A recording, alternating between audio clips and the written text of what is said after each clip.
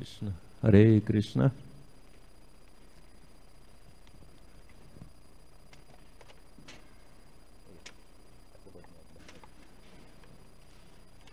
So, Radharaman Prabhu promised that it should be an interesting class, and now I have to live up to this promise. All right. Anyway, we'll count on his blessings. Thank you.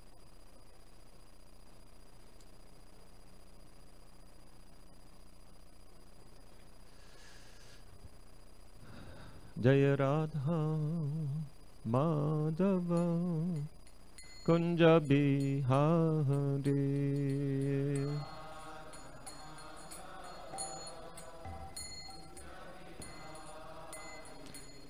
Jaya Radha Madhava Kunja Bihari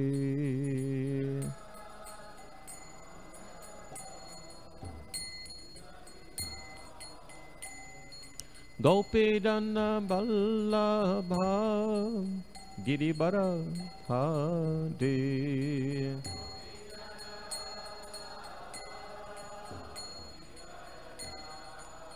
Jaya Gopidana Vallabha Giribara Hadi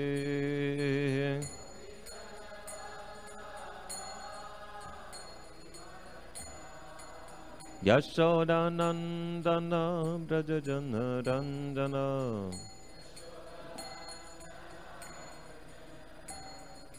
Yashodanandana Brajajana Ranjana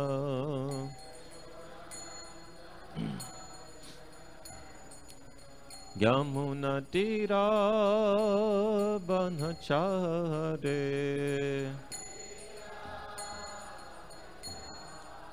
Yamuna Tira Banachare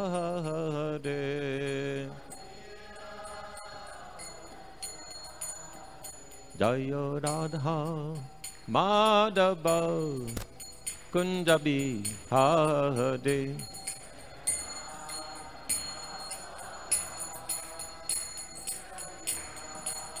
Jaya Radha Madhava Kunja Bihari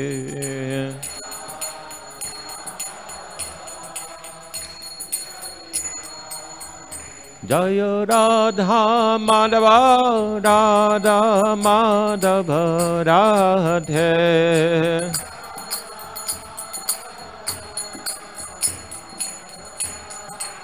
Jaya Kishore Kishore Kishore Kishore Kishore Kishore Jaya Kishore Kishore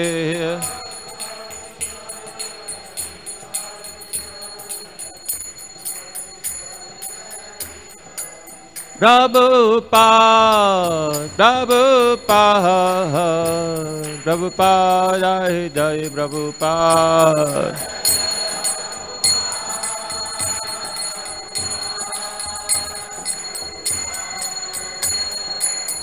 Nitai Gaura Hari Bol Hari Bol Hari Bol Nitai Gaura Hari Bol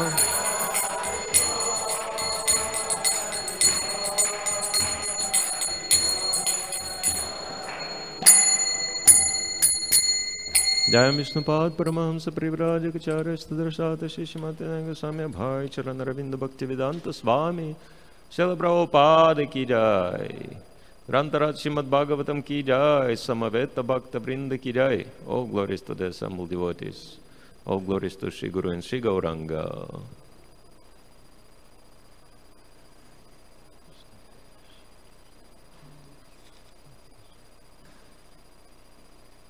Om Gyantimirandasya Ginanjana Salokaya Chakshurunviritam Yana Tasmai Shri Gurave Namaha Shri Chaitanya Manobishtam Stapitam Yena Bhutale Swayam Rupa Kadam Mayam Dadati Swapadantikam Vanchakalpatarubhyascha Kripa Sindhu Bevacha Patitanam Pavanebhyo Vaishnavebhyo Namo Namaha Shri Krishna Chaitanya Prabhu Nityananda Shri Advaita Gadadhar Shivasaji Gaur Bhakta Vrinda Hare Krishna Krishna Krishna Hare Hare Hare Rama Rama Rama Hare Hare Bhutai Mahatriyai Ma Puravi Bhurnirma Ekshati Yadamusha Purusha Mungte Gunan Sudasya Sudasatmaka Vankrishishta Bhagavan Bacham Sime.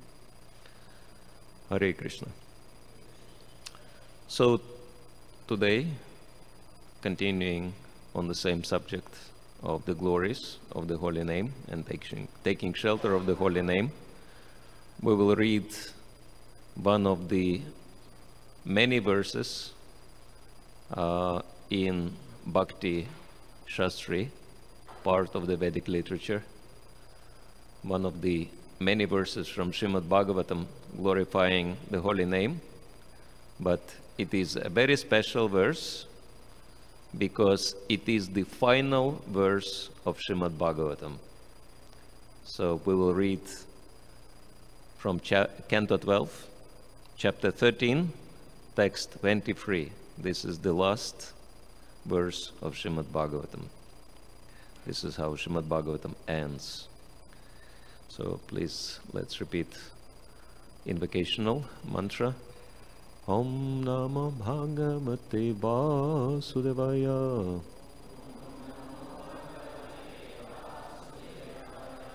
Om Namo Bhagavate Vasudevaya. Om Namo Bhagavate Vasudevaya.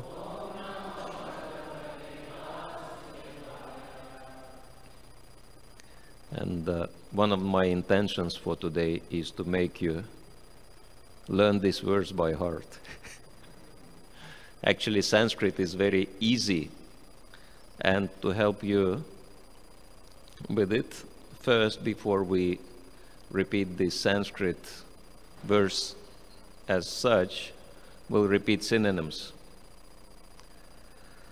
Nama Sankirtanam, the congregational chanting of the holy name. Yasya, of whom Sarva Papa, all sins, Pranashanam, which destroys, Pranamaha, the bowing down, Dukkha, misery, Shamana, which subdues, Tam, to him, Namami, I offer my obeisances, Harim, to Lord Hari, Param, the Supreme. So almost all the words are very familiar, right, to most of you. So let's chant responsively this text. Nama Sankirtanam Yasya. Nama Sankirtanam Yasya. Sarva Papa Pranashanam. Sarva Papa Pranashanam. Pranama Dukkha Shamana. Pranama Dukkha Shamanas. Tam Namami Harim Param. Tam Namami Harim Param. Nama Sankirtanam Yasya. Sarva Papa Pranashanam. Pranama Dukkha Shamanas. Tam Namami Harim Param. Translation. I offer my respectful obeisances unto the Supreme Lord Hari, the congregational chanting of whose holy names destroys all sinful reactions, and the offering of obeisances unto whom relieves all material miseries. There is no purport to this verse, because the entire Srimad Bhagavatam is the purport. And therefore, we will look at this verse in a very traditional way, in the same way as Srila Prabhupada and all the previous acharyas did, by reflecting onto each word separately. So this verse says, Nama Sankirtanam Yasya. Nama is, of course, the holy name, and we all know what is Sankirtan. Sankirtan is congregational glorification of the holy name, Yasya, of whom we all know whose holy name we are chanting, and that's reflected in the end of this verse, Hari. Hari means the Lord who takes away everything inauspicious. So sometimes, you know, in mundane religious life, most of the time, most of the people who come to God, what do they come to God for? To gain something, to get something, right? I'll drop a little coin in your donation box and you'll give me a nice Mercedes-Benz. I'll offer you a little incense and you'll give me a nice, you know, bungalow somewhere in Pacific. So maybe not everyone is that ambitious, but that reflects the idea that I come to the Supreme Lord to get something. But the Lord is known as Hari. Krishna is known as Hari. And Hari means one who is taking away. And Hari has, the word Hari has many meanings. One of the meanings is lion, because lion is taking away. And we know that the Supreme Lord also appeared as a lion, half man, half lion, Nara, Hari. And Hari also means thief, one who is stealing. And as we know, Krishna exhibited such traits of character from very early age. He was very fond of stealing. Krishna is a very interesting character anyway, right? Sometimes people are asking, you know, whom are you worshipping, you know? Since, I mean, you know, just look at his background, just look at his biography. You know, was born in prison. Since an early age, was involved in stealing butter and everything. Other milk products. When he grew up, he didn't just, you know,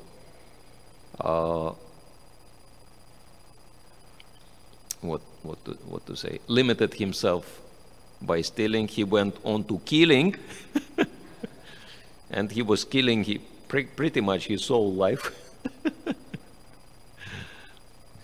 It's very interesting that most of the time, if you look at different famous people, right, those who made it into the history of this world, many of those people are, you know,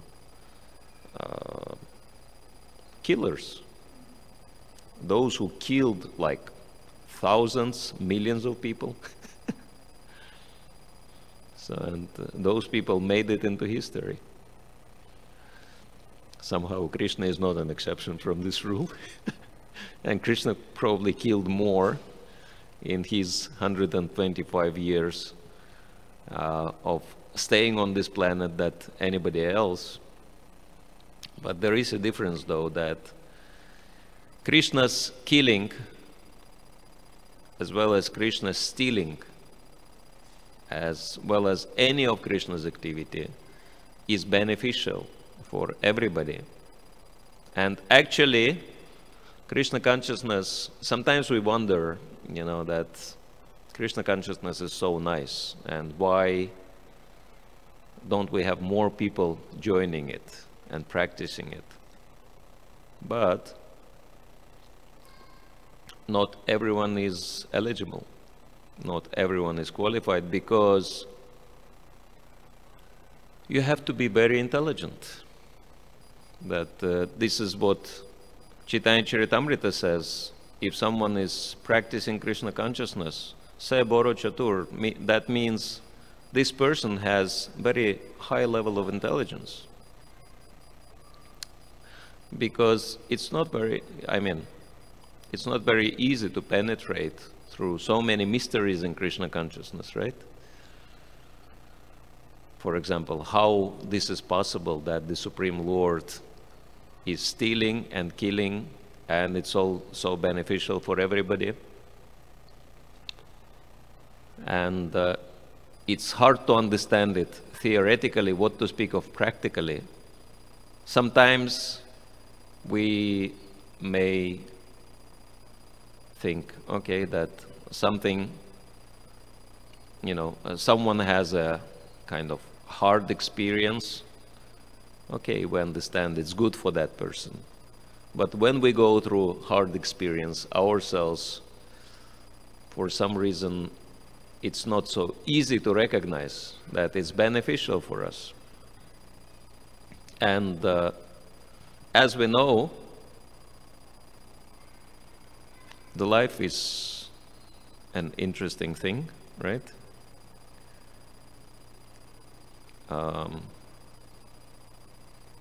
In Russia, they say the life is like a striped, life has stripes, right? That dark stripe, a light stripe, dark stripe, light stripe. So it's like an American flag, right? Has white stripes and blue stripes.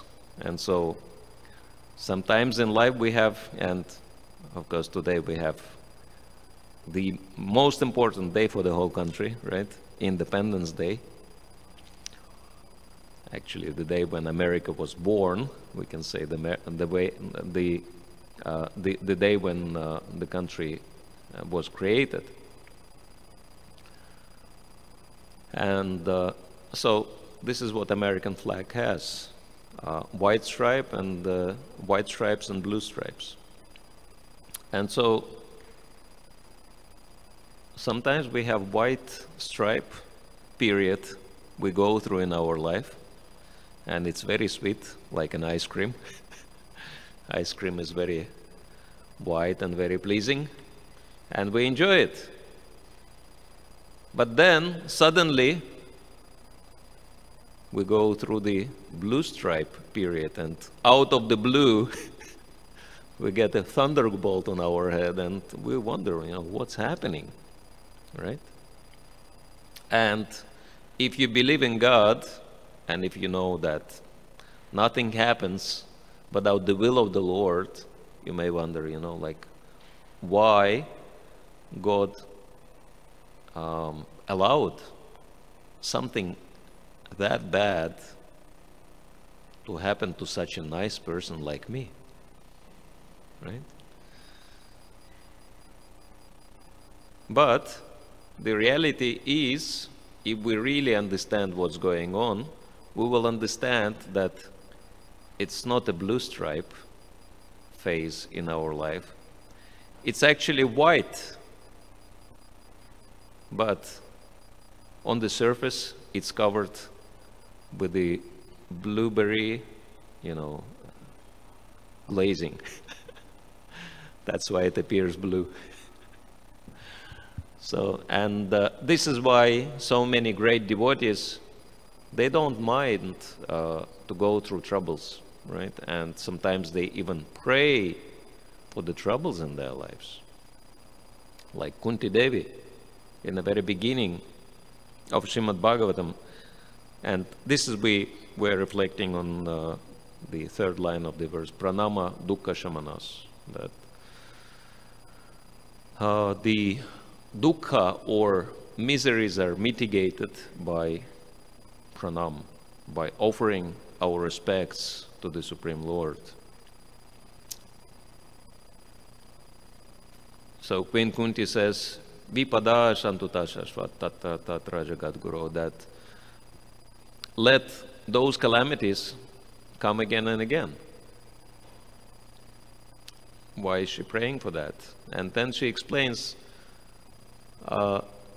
when calamities come, you also come to help us out. Because as anyone who knows Mahabharata knows very well that whenever Pandavas were getting in trouble, Krishna would immediately come and help them out, right? And then Kunti Devi says, let those calamities come, because with calamities you also come. And we can see you, and when we see you, that is our guarantee that we will not see repeated birth and death anymore. Because this is the ultimate calamity, material existence.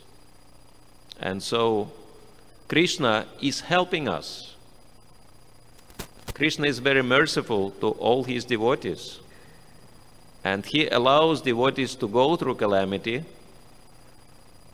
for a very good reason. Krishna doesn't do anything without a good reason and without benefiting the devotee. And so what is the main reason? Krishna wants his devotees to become free from the influence of repeated births and deaths. And so this is very important for us to understand.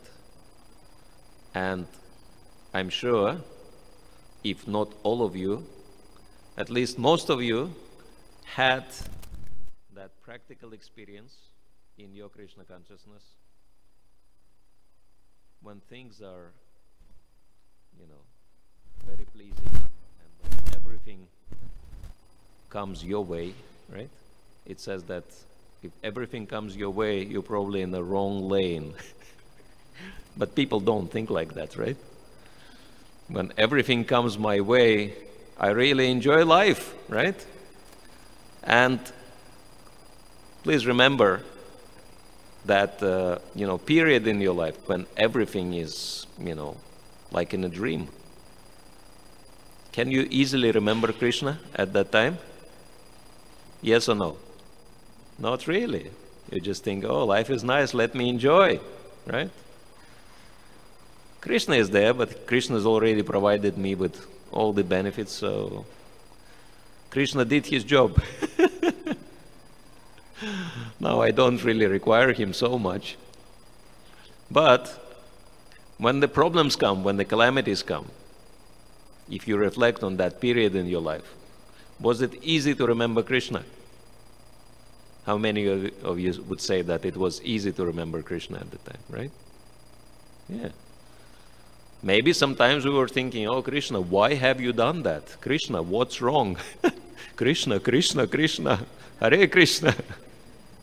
And Krishna is smiling and saying, yes, this is why I did that to you. Because you were forgetting about me, so I helped you to remember. Remember myself, because this is how you can advance spiritually. And so this is very important. There is a saying, a proverb, that those who remember God when they are in trouble, they get out of trouble. But those who remember God when they are out of trouble, they will never get in trouble. And this does not mean that, calamities will never happen. It does not mean if you chant Hare Krishna, you'll never grow old, that you'll never have any disease, and you'll never have to leave your body. But by the power of Krishna consciousness, your attitude and your perception changes, and you become transcendental to all those so-called calamities of the material world. If you're completely Krishna conscious, you will be, saying, bring it on. Let it be, it's all right. And so that's why we see great devotees voluntarily, they go through austerities for the sake of Krishna, because they know that this is the best situation when I can really remember the Supreme Lord and surrender unto the Supreme Lord. Of course, it doesn't mean that we have to risk our life unnecessarily, but, you know, some amount of hardships, volunteer hardships, is very good for our Krishna consciousness. So devotees' perception of life is completely opposite to materialistic perception of life, right? That when devotee is in a very difficult and troublesome situation, he is thanking Krishna for his special mercy. And when devotee is in a very comfortable situation, he is very concerned. What's happening? Krishna doesn't like me anymore. He wants me to forget him. So, whereas materialists are other way around. And so,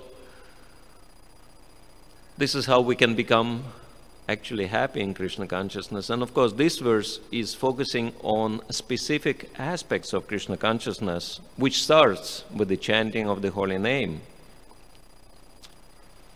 Namasankirtanam yasya sarva papa pranashanam.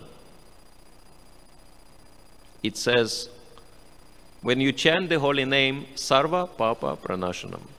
Sarva means all, papa means sin, pranashanam means destroyed. Not only destroyed, nasha means to destroy in Sanskrit language, and pra is prefix which in Sanskrit language referred to as prakrishta rupena, that the prefix which amplifies the meaning of the word or strengthens the meaning of the word, right? So if nashana or nasha is to destroy, destroyed, pranasha means completely destroyed, right? Like you can break something into pieces and then maybe you can, you know, like glue the pieces together and have, you know, something like the thing, you know, before, some resemblance of it. But if you crush it into dust, there's no chance to, you know, put it back in the same shape, right? So breaking into pieces would be nashana, and crushing into dust would be pranashana. So, and it says, sarva papa pranashana. All the sins are completely destroyed, crushed into, you know, pulp or dust, whatever. And sometimes we may think, oh, if it is so, then why I'm still attached to certain maybe sinful activities, why I'm still thinking about them.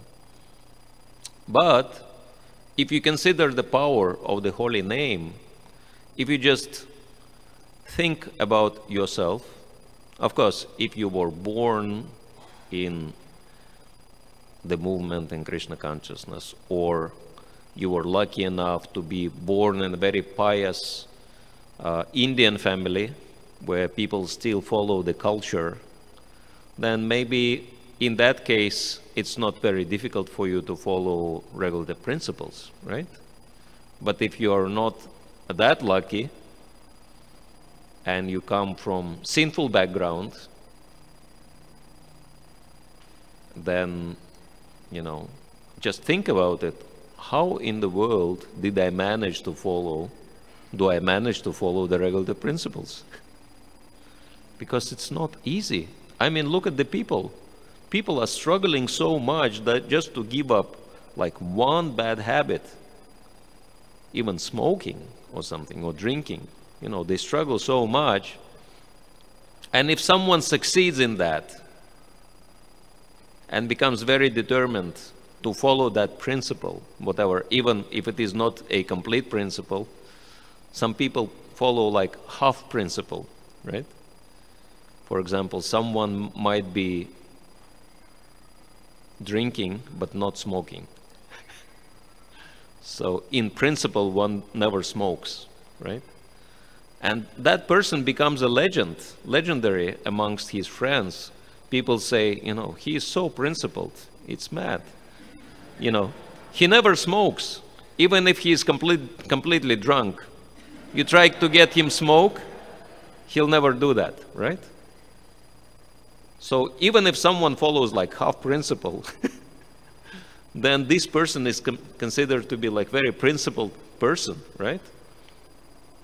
But to follow 4 regulative principles, to an extent we do, people think it's so unimaginable that they think we're crazy.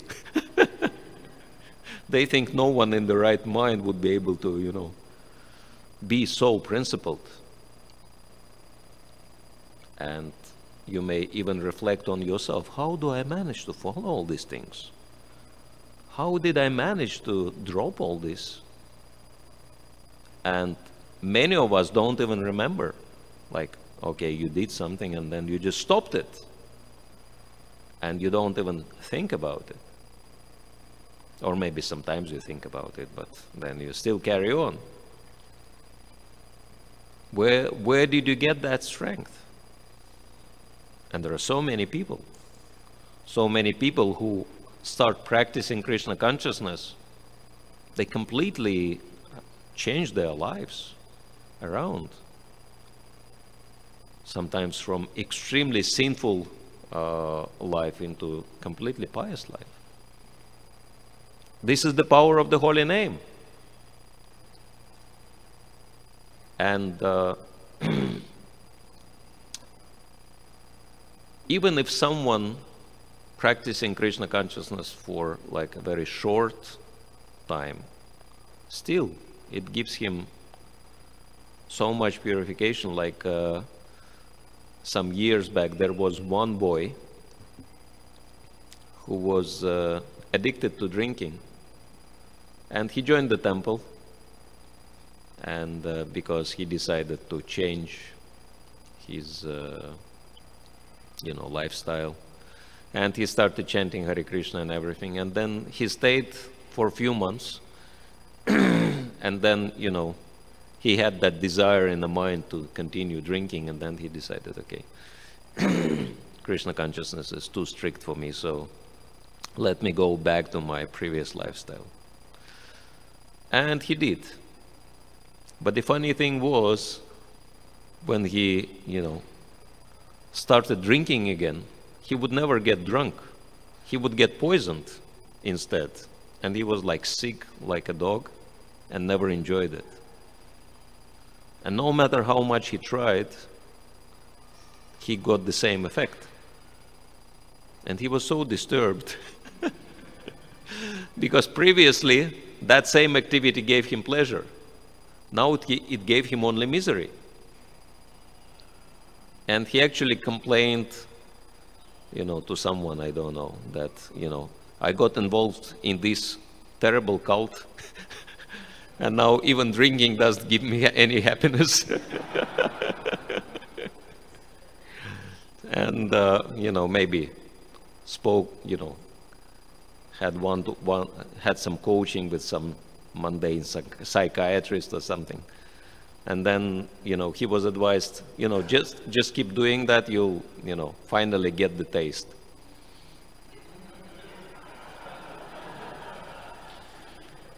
And I think he had to practice very, very persistently drinking for at least 1 year before he finally got drunk. And then, they published a big newspaper article with this, drunk boy, and the caption saying that, saved from the, clutches of the cult. Finally, he managed to get back into normal life. But, just consider, just a few months, very short time in the temple of chanting and following everything. And he became so purified that it took him, such a long time before he could condition himself again. And actually, we know from real life stories, there were so many devotees who tried, because, they had kind of mental taste. They were thinking, oh, those things I used to enjoy were also nice, and then they tried to go back to it. No one succeeded. They all come back. And they tell the horror stories how they, had everything. That's an amazing thing. That if someone wants to enjoy material nature after practicing Krishna consciousness, Krishna fulfills desires. He gives everything. And then they try to enjoy, and the more they try to enjoy, the more miserable they become. And then they realize, okay, it's hopeless. So they go back to devotee association. There are so many stories like that. Because it's finished. I don't know if it is a good or bad news for you, but since you started chanting Hare Krishna, your material life is finished. There is no chance. You can try, even though we don't recommend it. Better you take our advice and learn from the examples of others who tried. So since you've started chanting Hare Krishna, that's it. There is no return. It's one-way ticket to the spiritual world. Because that's it, sarva papa pranashanam, that all the sins are eliminated forever. And so one will become Krishna conscious sooner or later. And so just to make your life easier, we don't even recommend to try, enjoying old material tastes, because it will only bring misery. And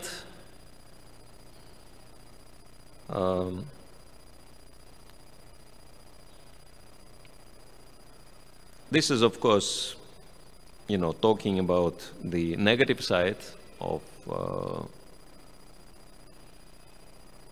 kind of eliminating negative effects of the material life through the power of chanting of the holy names. But we can see that, how it is happening in our lives.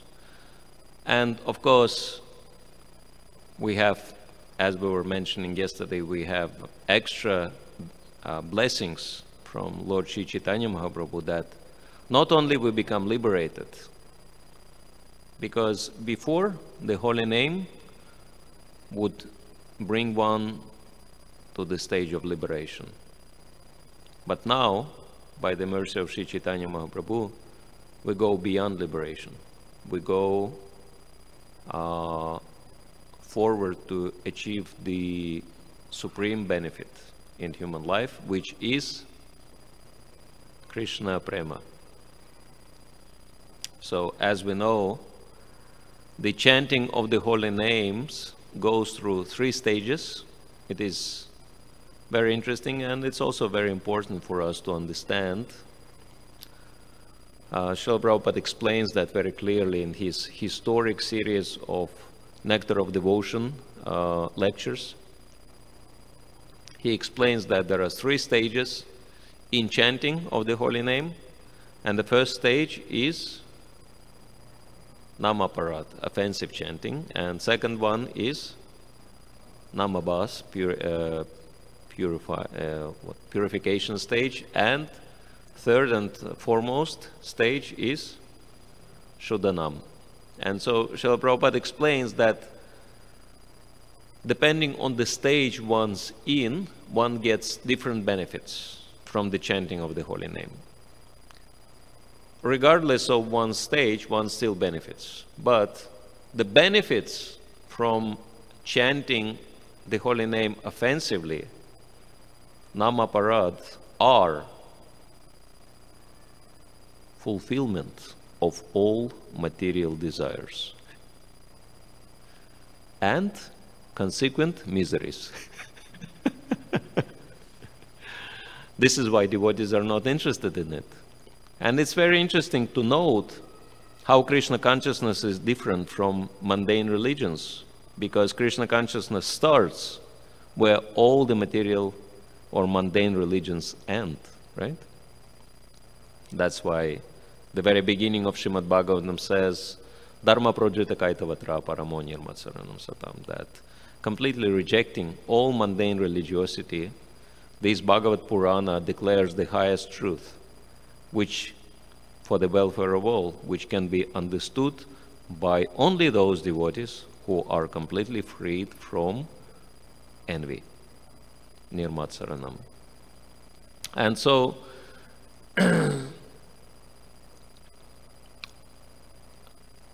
if you ask those people who follow religions for mundane purposes, they would be dreaming of achieving maximum material benefits and going to the heavenly planets, right?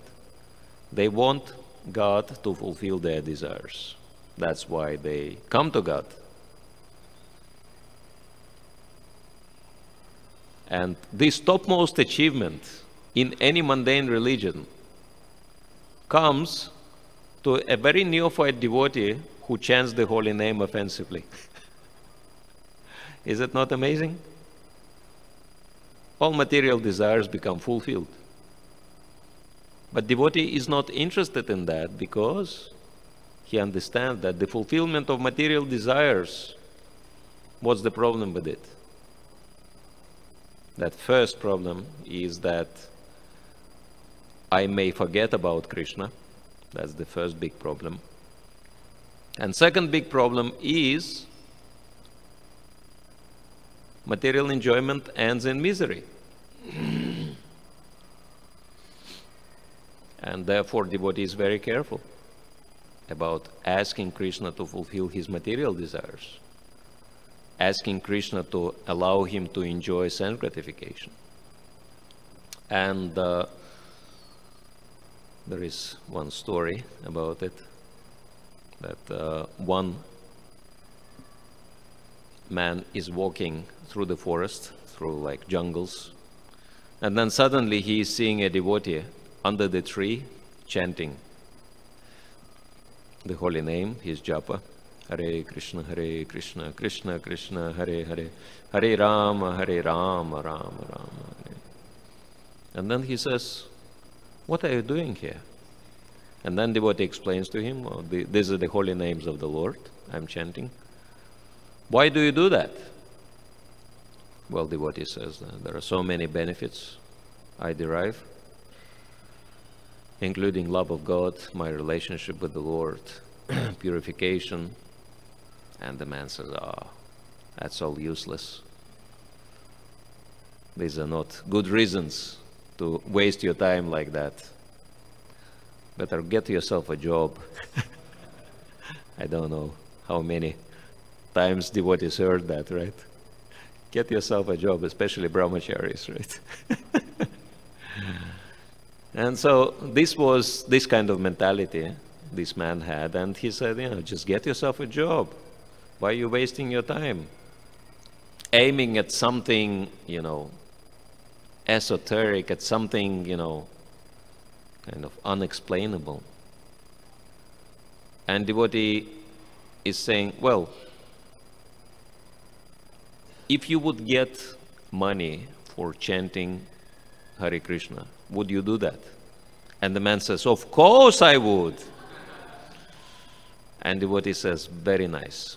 So if I'll pay you 1 golden coin for each round of japa, would you chant it?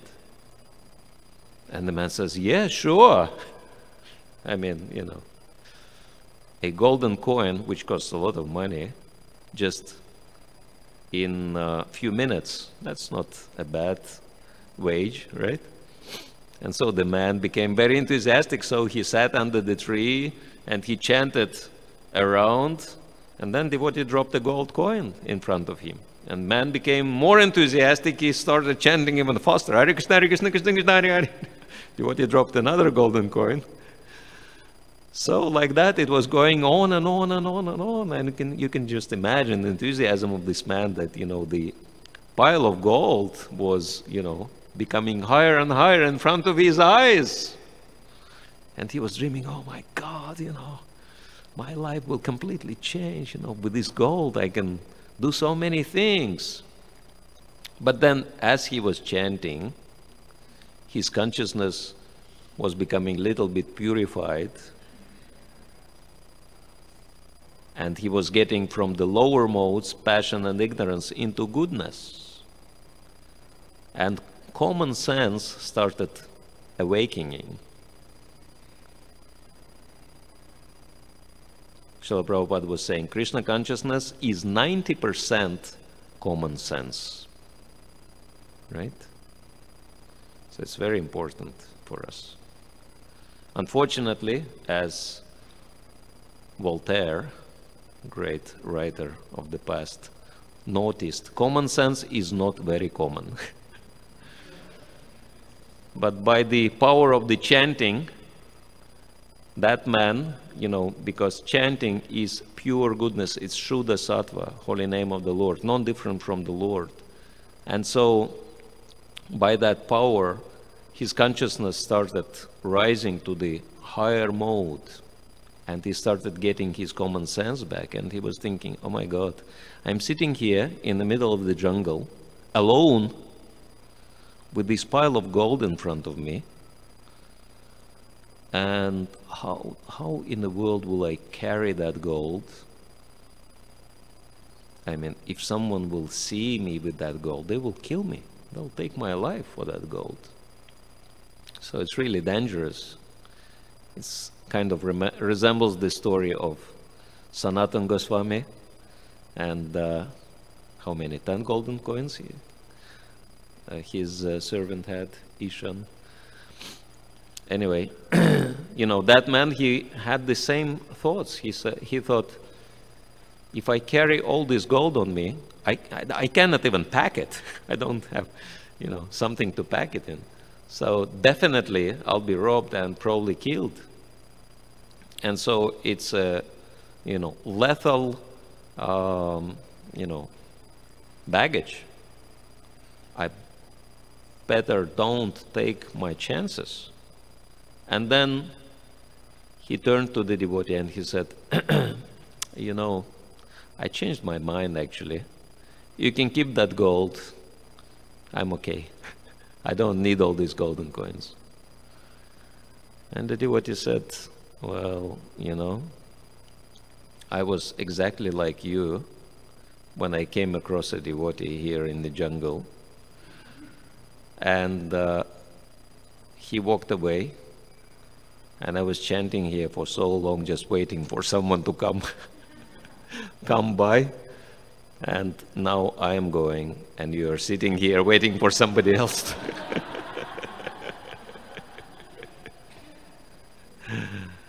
So like that.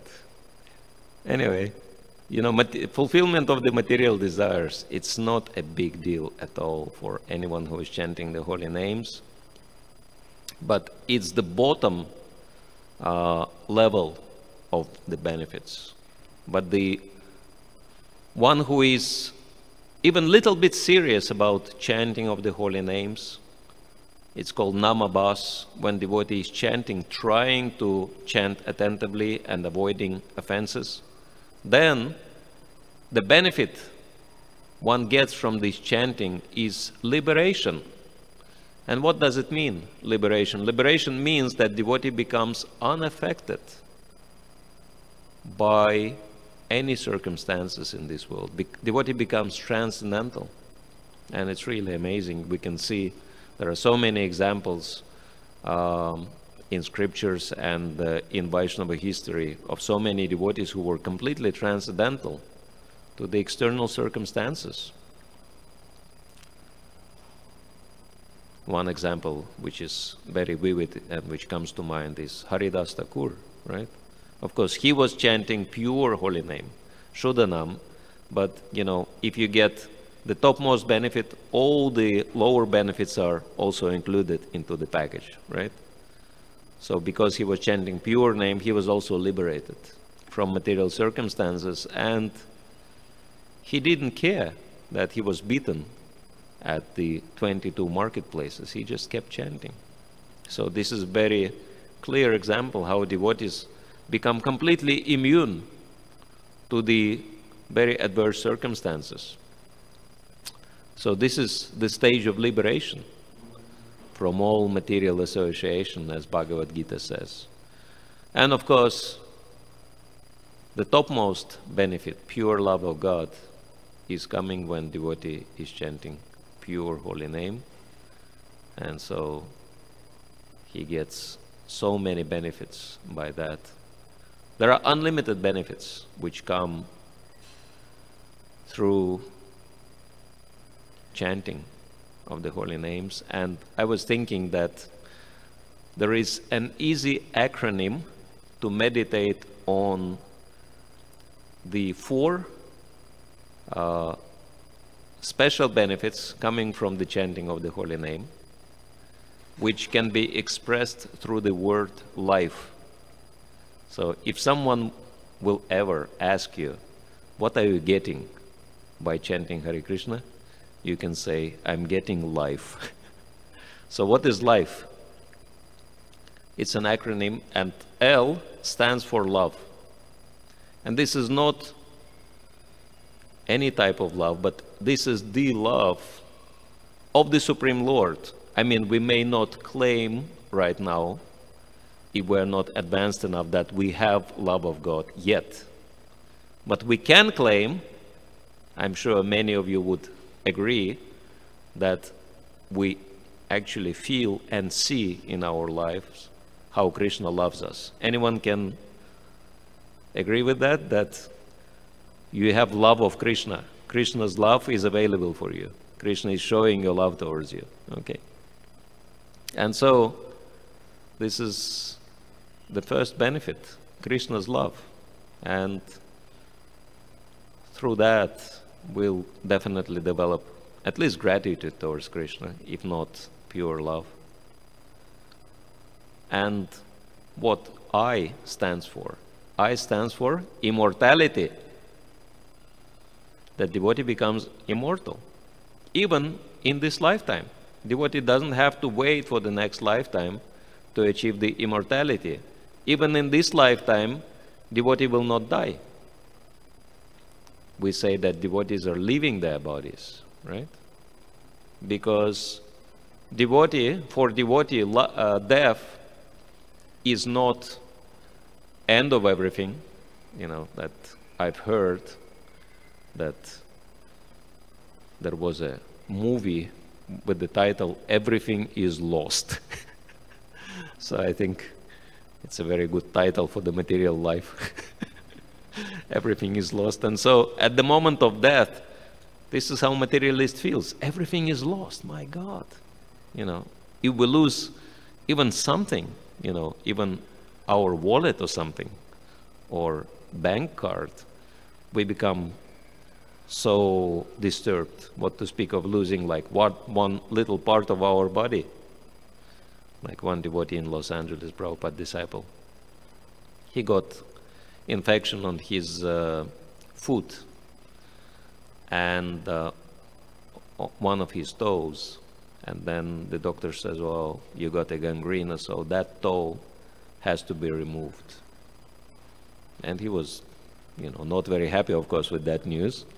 And the doctor was joking with him, oh, why are you worrying, you know, just removing this toe. You have 10 of them, so if we remove one, you still have 9 left. And he said, well, doctor, you know, you are joking like that because it's not your toe, it's my toe. Anyway, if we lose even one little part of our body, we become so disturbed. But what is death? Death means you lose everything. All your bank cards, your house, everything, your family members, and every single part of your body is lost, right? So death means everything is lost. So this is how materialists perceive death. But what is the perception devotee has? For devotee, everything is gained. right? For devotee, so-called death is the beginning of real life. Devotee thinks, oh, thanks Krishna, I'm out of this prison house of material existence, and I'm out of this, you know, bag of bones and other unspeakable substances. And I'll start my real life, eternal, full of knowledge and bliss. And so, therefore, devotees don't die. They actually become immortal even before this body perishes. And so, what is F? F stands for freedom. Right? This is something which this country is very proud of. Statue of Liberty is greeting people who are coming to this country. And so people are very proud of freedom they have, but what kind of freedom they have? They don't even have freedom from bad habits, right? They are slaves of their own bad habits. But devotees, by the power of Krishna consciousness, they can easily become free from bad habits. Just think of how many troubles you saved yourself from by following 4 regulative principles, right? I mean, every regulative principle, and you know, the list of troubles is almost endless, right? But we are free from that by Krishna's mercy. Why? Because we have higher taste. That's why we can easily give up lower taste. And if you are free from bad habits, automatically you're free from bad association. I mean, if you don't drink, you don't smoke, many people who are addicted to those habits, they don't know what to do with you, how to associate with you. So, you know, you automatically become free from bad association. So devotee enjoys so many types of freedom in Krishna consciousness. And what is E, the last letter? That's enlightenment. You can see practically that devotees, because of spiritual knowledge and realization, they become so enlightened that they sing and dance every day, right? And devotees practically are only people who go out to sing and dance in the street, right? And devotees like to smile and they look very happy. Srila Prabhupada was walking one time, you know, on his morning walk in London, and then one policeman, he saw Srila Prabhupada, and Shyama Sundar Prabhu was kind of walking back, so he caught up with him. He said, "Who is that old man?" And Shyama Sundar Prabhu said, "Well, this is my guru." And policeman said, "It's amazing. This man is glowing like a sun." Even, you know, even ordinary policemen notice that. So this is enlightenment, that the more we become purified in Krishna consciousness, the more we become enlightened to such an extent that we literally emanate light of the soul, because soul is light. And so the more you develop spiritually, the more light you have. And the more light you have, naturally, the more life you have. And then this life becomes eternal, full of knowledge and bliss. So, of course, the list is unlimited. We're just mentioning, you know, it's just a sample.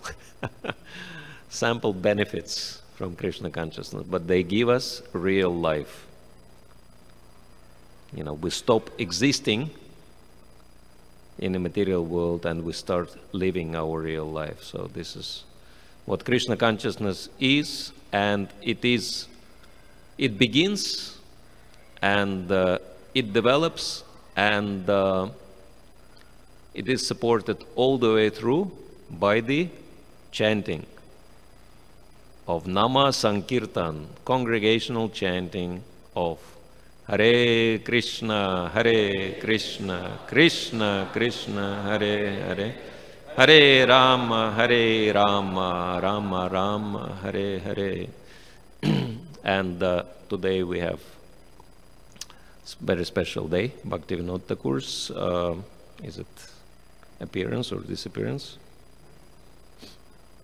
Yeah, it's disappearance day of Srila Bhaktivinoda Thakur, and he wrote a very wonderful book which is called Harinam Chintamani.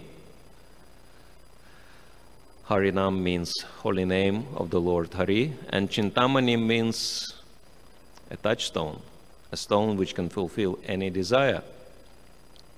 And in this book, through the mouth of Haridas Thakur, you know, these great souls like Bhaktivinoda Thakur, they have such a level of enlightenment, they can actually go back in time. You know, they don't even need time machine to do that.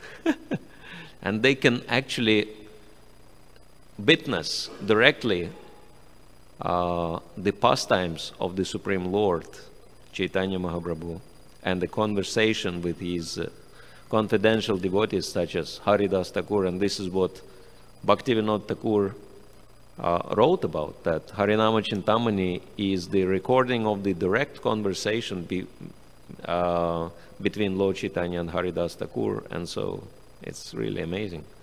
And Haridas Thakur explains, you know, Lord Chaitanya is asking him to explain about the glories of the holy name, even though Lord Chaitanya, of course, is the best authority on it, but in the same way as he did with Ramananda Rai, he is asking Haridas Thakur to speak.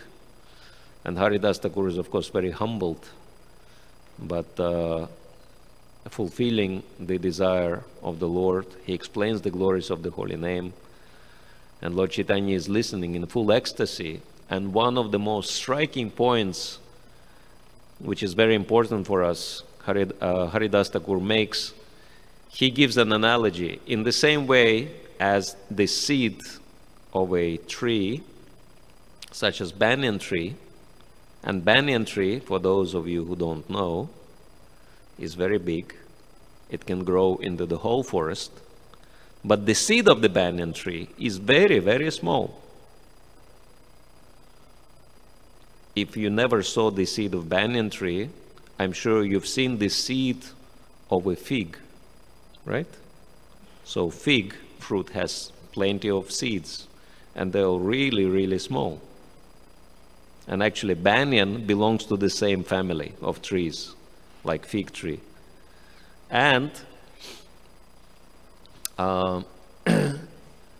Haridas Thakur explains that in the same way as a banyan seed is containing the entire tree, huge banyan tree, in the same way the holy name, because it's Krishna himself, is containing the entire spiritual world. So, and by the chanting of the holy name, the entire spiritual world unfolds in front of your eyes.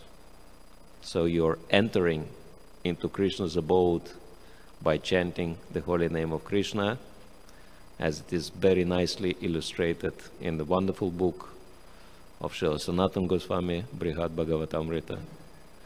And so we can understand that we are really, really fortunate to be on this lifetime journey, epic journey, back home, back to Godhead. And our enthusiasm is to invite as many people as we can to join us on this journey. So, thank you all very much. Srila Prabhupada ki jai. Srila Bhaktivinoda Thakur ki jai.